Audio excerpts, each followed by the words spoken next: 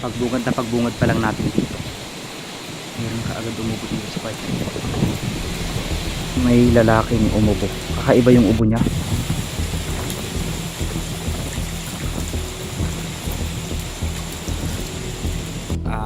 Suklay, may mga kalat dito, may mga tubig. Ayan o, hindi ko alam kung may laman to. Wala na, tissue na nakita natin, parang ginamit siya sa isang gamot. Para siyang ano, alam mo yun, parang may mga taong may sugat dito tapos ginamot. May mga tao akong naririnig na nagkikwentuhan sa taas. Hindi ko alam kung guni-guni ko lang yun, pero sa gitna tayo ng kabundukan.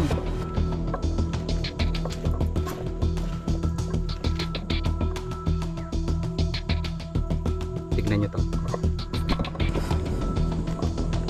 Ito na ngayon mga kalahi, yung lugar na kung saan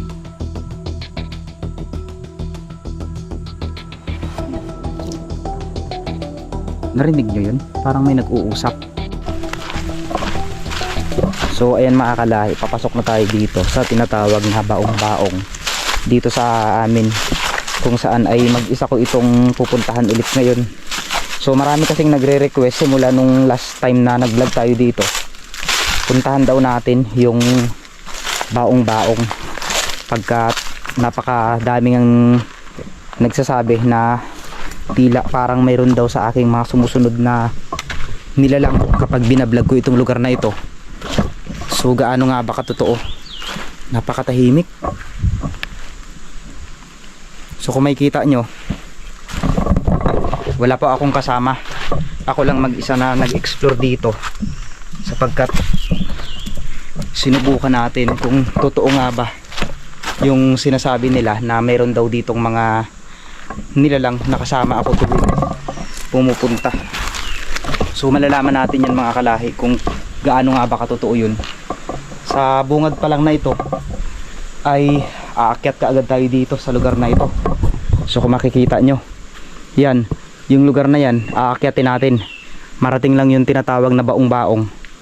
Tapos yung host na nakikita nyo na yan, yan yung nakakonekta doon sa may baong-baong, at nagsusupply naman yan doon sa may mga dinadaanan nating sibuyasan. So tara ngayon, dito tayo aakyat. Challenge ko talaga yung sarili ko na ako lang mag-isa dito, para kahit papaano naman maramdaman ulit natin yung mga dating hindi basta-bastang nararamdaman ng karaniwang tao. Dito pa lang tayo, medyo nakakapagod na siguro dahil sa tagal na rin nating hindi nakakapunta dito.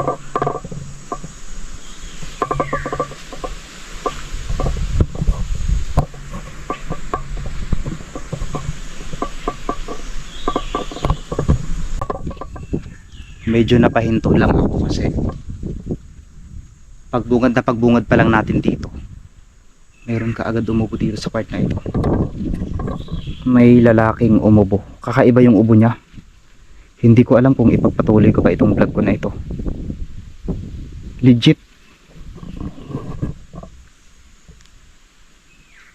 parang may mga kasama ako dito na ibang tao, hindi lang natin alam kung ano yun.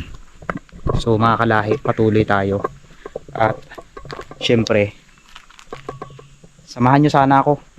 At wag na wag kayong bumitaw kung anong madidiscover natin dito. Kinakabahan ako, pero challenge to sa atin. Ayan. Tara.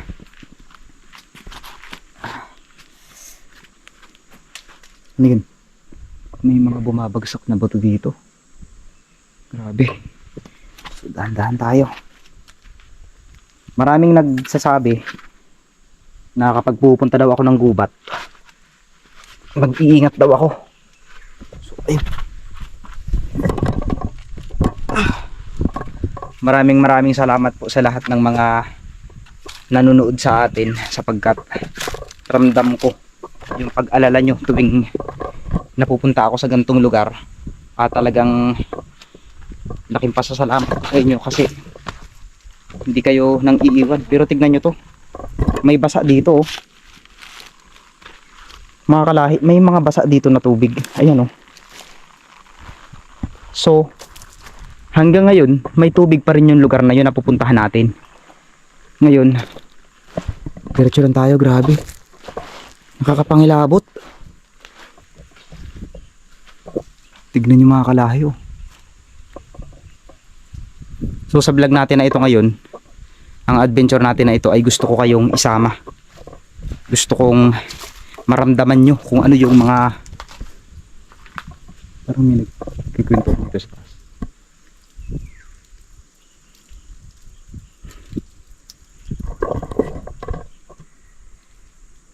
May mga tao akong naririnig na nagkikwentuhan sa taas. Hindi ko alam kung guni-guni ko lang yon, pero sa gitna tayo ng kabundukan eh.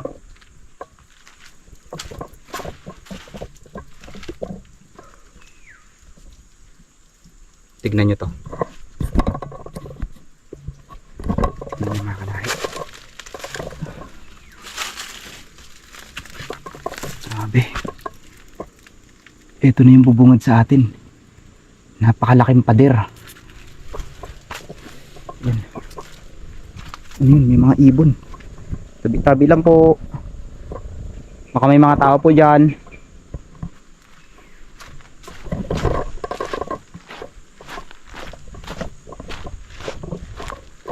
Pakicheck nyo rin mga kalahi kung mayroon akong kasama. Baka hindi lang natin napapansin o nakikita. Mayroon pala akong kasamang ibang tao dito. O ibang nilalang. Ay grabe. Kinilabutan ako dito. Akala ko ahas. Tignan nyo naman kasi ang itsura niya. Parang ahas. Diba? Oh, kayo na yung bahalang humusga. Anong nakikita nyo dyan? Diba parang ahas? Kahit sino naman, kikilabutan. Kakaiba dito yung mga puno. Pansin mo. Napakatahimik. Grabe, tignan nyo mga kalahi. Ayun. May mga ibon. Kakaiba dito yung shape ng mga ugat ng puno. So kung makikita nyo, ayan, hawakan natin. Kakaiba. Parang may mga ulo.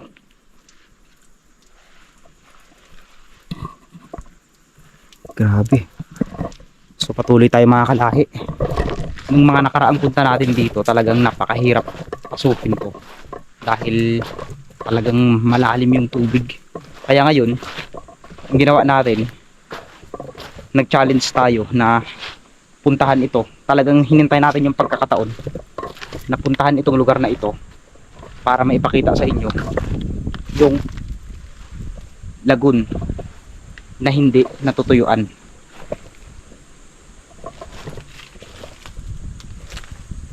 Sabi lang po.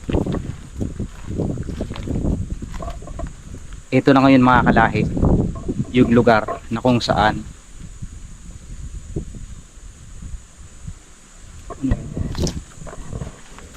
narinig nyo yun? Parang may nag-uusap. Oh my god. Tinikilabutan ako kasi ako lang mag-isa. Parang may nag-uusap na mga lalaki. Oh my god. Ito na. Ayan. Ayan. So patunay lang na may tubig pa talaga. Pero, aray, dito mga kalahi, oh, may tubig pa oh. Saan galing ang mga tubig na to? Ayan oh. May mga tubig pa. Tapos dito sa part na ito may mga tubig. Ibig sabihin sa taas na ito mga kalahi, meron pang deposito ng tubig. Grabe, ang ganda. Ayan. Ngayon, pupuntahan natin yun at patunay na talagang ano yun, biglang lumalakas ang hangin. Grabe mga kalahi, lumalakas ang hangin. Pagpunta na pupunta ko dito, ano yun, parang may mga tao. Hindi kaya yun yung mga engkanto na nagbabantay dito? Paki-comment na lang. So kailangan natin magdahan-dahan sa area na ito. Ayan. So ipapakita ko sa inyo mga kalahi na ang lugar pa rin talaga na ito ay talagang napakaganda pa rin. Ayan oh. Malinis pa. Malinis pa yung tubig na dumadaloy dito. Ngayon, dito daw nila naririnig yung umiiyak na babae sa area na ito. Ibig sabihin, ito ay tambayan. May posibilidad kaya na may namatay na dito? Yun ang aalamin natin sa mga tao. Tapos kung makikita nyo yung lugar na yan, ito yung aakyatin natin mga kalahi. So samahan nyo ako sa pag-explore. Tapos ang hangin dito sobrang lakas. Hindi mapigilan yung hangin dito, sobrang lakas talaga. Siyempre kailangan nating umakyat para mapatunayan sa inyo na talagang ang taas na ito ay may tubig pa. Sana lang maging safe. Ayan. Grabe. Mabuti na lang walang mga ahas dito sa area na ito sapagkat kahit napakalamig ay walang tumatambay na ahas. Yan o. Tignan nyo. Ayan. Walang mga ahas na tumatambay. So safe pa rin siya. Ayan. So ito yung taas niya mga kalahi. Ayan. So kung makikita nyo yung taas niya. Bakit ganun? Ang daming kalat. Tapos may mga nagpipiknik pa rin dito. Kahit alam nila na wala ng tubig. Tignan nyo. Tapos ang mas masakit na ito mga kalahi. Mayroong mga bote, may mga plastic. So, kung makikita nyo naman, grabe ang daming kalat.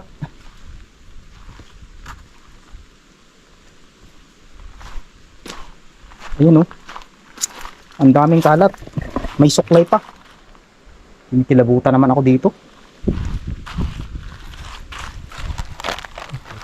Meron pang naman.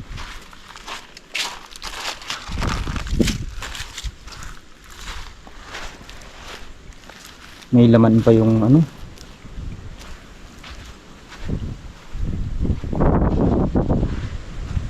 Kinikilabutan naman ako dito. Feeling ko may mga taong iba dito. May mga pumunta.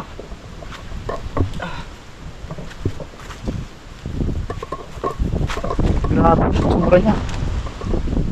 Ibang iba na.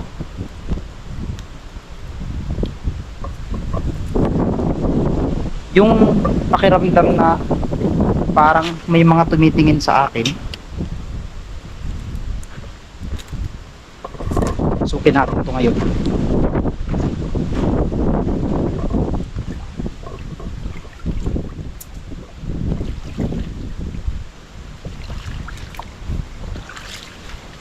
Sukin natin ito.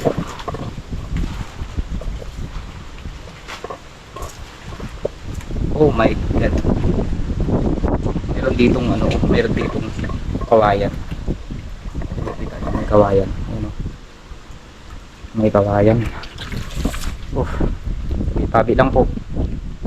May kawayan. Pansinin nyo parang may mga tao sa taas. Parang may mga tao sa taas. Tapos ito. Yun. Sinasadya nilang nilagyan ng tabing para bumagsak dito yung tubig. Maganda rin naman yun. Maganda rin yung ginawa nila na nilagyan ng tubig ng tabing yun para kahit papaano yung tubig ay bumagsak. Pero ang mali lang na ginawa ng iba, yung kinalatan nila yun, di ba? So napakapambihirang pagkakataon lang ulit ang makarating dito mga kalahi. Sapagkat napaka-delikado puntahan yung mga ganitong lugar.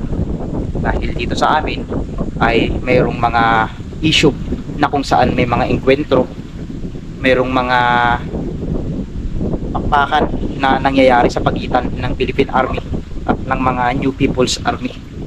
Kaya yun yung iniingatan natin na sana hindi tayo maka-engkwentro ng mga ganong pangyayari. So ipapakita ko naman sa inyo ngayon ang kabuuan para kahit papaano ay maramdaman nyo na talagang kasama ko kayo. So kung makikita nyo, napaka lawak. Pwede pa siyang liguan. Kung makikita nyo, pwede pa siyang liguan kasi yung taas na yun bumabagsak pa. Pero parang may mga nangbabato na sa taas. Ay. Ayan. Ano kayang ginagawa nila dito? So kung makikita natin, kinilabutan lang ako doon kanina sa may nakita natin doon. Yung tinapay, mayroon pang laman, parang nagmamadali yung tao na umalis. Ayun, yung tinapay na yun. Doon. Parang nagmamadali yung tao na umalis. Nung nalaman nilang may papasok dito. Pero hindi ko lang alam ha. Kasi kung makikita nyo yun oh. Ano yun? Baka may mga tao nga dito eh. Ba. So sa lahat po ng mga viewers natin, sa lahat ng mga subscriber natin na patuloy na nanonood, ay maraming salamat. Sana ay kahit papaano meron kayong bagay na natatandaan sa ating vlog.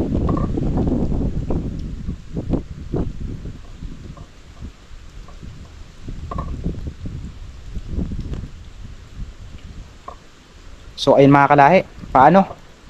Hanggang sa muli, magkita-kita tayo sa susunod na episode.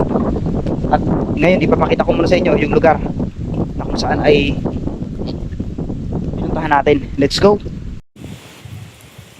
Grabe mga kalahi, bungad na bugad pa lang natin dito. May mga basura tayong nakita dito.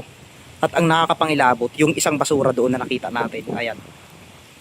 Meron pang laman. Hindi pa siya binubuksan. Kaya bigla akong kinilabutan kung ano nga ba ang meron dito. Tapos kung mapapansin nyo, may mga suklay. Diba? May mga suklay. Tapos ikot natin. Ang dami talagang kalat. Ayan oh. Sobrang dami. Sana naman sa mga pupunta dito, huwag nilang kalatan kasi ang ganda ng lugar na ito eh. Ayan oh. May mga basag na bote dito. Kung makikita nyo, may mga basag na bote. Diba? Isipin nyo pagdating ng araw na lumakas ang tubig tapos bumagsak yan dun sa baba. Delikado sa mga maliligo. Kaya yun yung ingatan natin. So, ayan, yung pagkikita na yan, kung makikita nyo talagang nakakatakot. Nakapangilabot, parang ahas. Ayun oh, parang ahas na malaki oh. Diba? Nakakapangilabot yung mga nakita natin ngayong araw bukod sa may mga kalat dito. Ayan, so ito po ay meron pang laman. Ayan, may laman pa. So patunay lang na talagang may pumunta dito. Suklay. May mga kalat dito, may mga tubig. Ayan oh. Hindi ko alam kung may laman to. Wala na.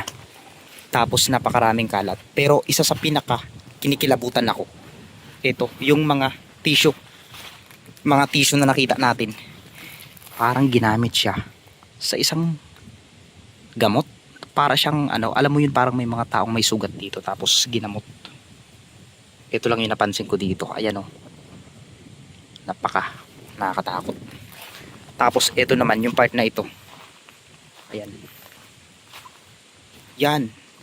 Yan yung lugar. Diba? Kung isip-isipin mo paano nagkaroon ng ganyan lagun dito. Yun, may umakyat. Grabe mga kalahi. So yun lang. Tara na. Let's go.